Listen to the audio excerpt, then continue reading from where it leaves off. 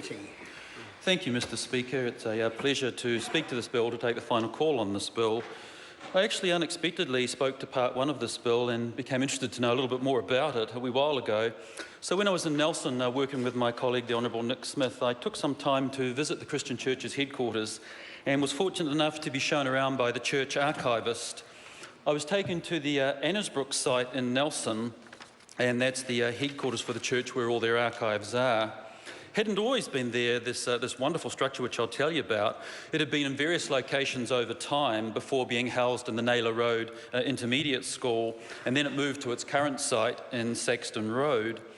The current Annesbrook Church, the headquarters for the Christian churches, was built in 2002 with a mix of community funding and lottery grants funding, for which they're very grateful. And when I visited this site, it's really a wonderful facility, truly a community facility.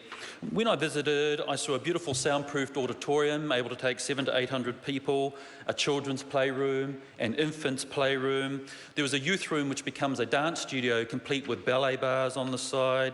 There was a kitchen. There was outside seminar rooms for teaching and education. Now that's important because Annesbrook is also a large ministry development centre, and it's also an approved tertiary institution. In fact, it's one of the main theology colleges for the Upper South Island. Now, the Christian Church's work has both national reach, including managing 4 large-scale campsites for youth work around the country, and international reach. And I'd like to read some of the achievements that the Christian churches have done in a letter that was sent to me. For 170 years, the small denomination of always less than 5,000 New Zealanders has quietly gone about ministry to local communities, made a tremendous impact in emancipation in Zimbabwe, and punched above its weight in ecumenical affairs. It has spawned mayors, members of parliament, prison and defence chaplains, missionaries and welfare workers. 2 in particular have been in the international spotlight. The late Sir Garfield Todd, the only missionary in the world to become a Prime Minister in southern Rhodesia and knighted by the Queen after a New Zealand government initiative. Now, Mr Speaker, Sir Garfield Todd was born in New Zealand. He's a New Zealander, born July 13, 1908.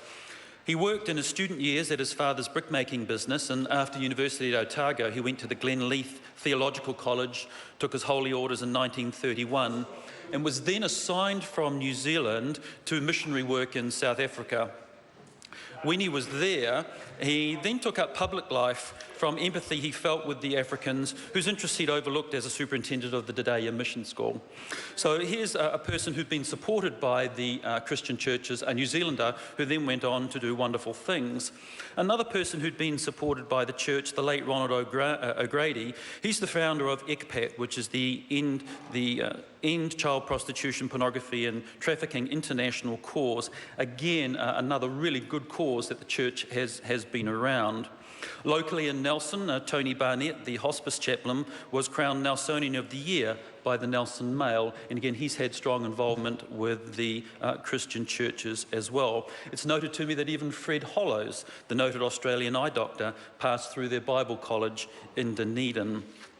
Now, the church's work continues overseas. It continues in Zimbabwe, where they're very proud to have done 80 boreholes to date, an orphanage, 700 student boarding school, and microfinance for subsistence farmers. They've got quite a large congregation in Vanuatu, and their work in the recent cyclone disaster has been quite strong.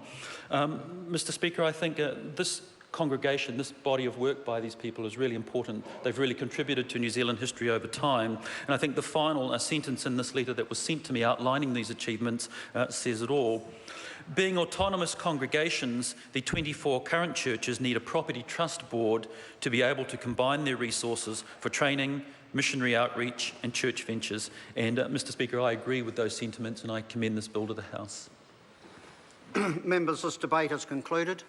The question is that the motion be agreed to. Those of that opinion will say aye. To the contrary, no.